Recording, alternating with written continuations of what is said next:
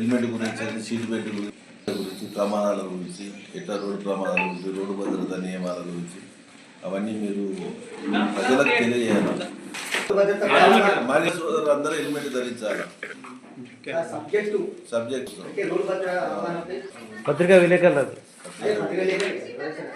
Media సోదరులకు అర్థమైందా Bhimarao?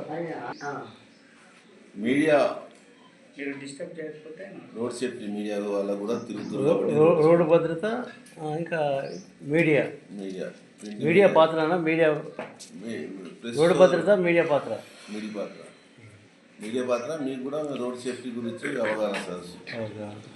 Helmet ధరించాలా, డ్రంక్ అండ్ డ్రైవ్ తాగి నడిపించకూడదు, మొబైల్ ఫోన్ పెట్టుకొని మాట్లాడకూడదు, డ్రైవింగ్ చేయదు, స్పీడ్గా పోవద్దు, రిస్క్లెస్ డ్రైవింగ్. నేను కట్టుకొడతా నేను ఓవర్టేక్ చేస్తున్నప్పుడు మనకు ప్రమాదం జరిగే అవకాశం ఉంటుంది. అంటే ఎవరన్నా రోడ్డు మీద పట్టేలకు మనకు మనం వాళ్ళు సడన్గా వస్తారు, అలా చూసుకుంటా మనం నడపాల.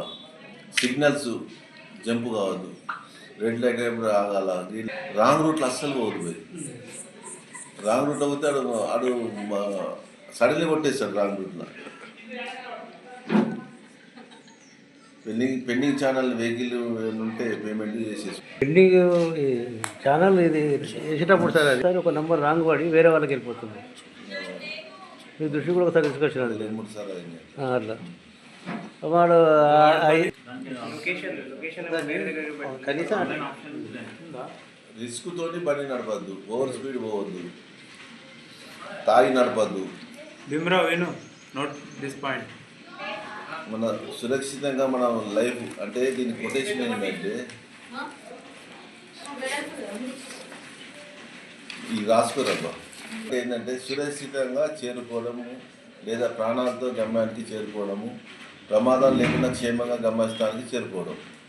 అరైవల్ కాన్సెప్ట్ డీజీపీ గారు పెట్టిండ్రు. మన సాయి చైతన్య సార్ సిపి గారు ఆదేశాలను బట్టి పత్రికా సోదరులకు, మిత్రులకు, ఎలక్ట్రానిక్ మీడియా, ప్రింట్ మీడియా సోదరులకు ఈరోజు అవగాహన సదస్సు కార్యక్రమం ఈరోజు చేయడం జరిగింది. ప్రజల్లోకి మంచి వార్త తీసుకుపోవాలా, ప్రజలకు మంచి వార్తలు ఉండి ప్రజలకు ప్రభుత్వానికి మధ్యలో మీరే మీడియా సోదరులు కాబట్టి మీడియా అనేది చాలా ఇంపార్టెంట్. ప్రజల్లో మీరు ప్రజలను చైతన్యపరచడం కానీ, మంచి అవగాహన కల్పించడం కానీ, మీ వల్ల మంచి సందేశాలు వస్తే కొందరు మారుతారు.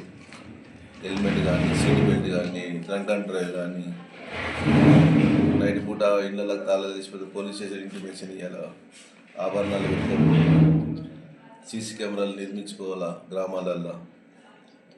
దానివల్ల ఒక కానిస్టేబుల్ 100 మంది పోలీసులు ఈక్వల్ ఒక కెమెరా.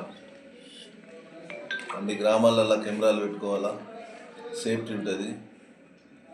విలువైన వస్తువులు ఇళ్ళల్లో పెట్టుకోకూడదు.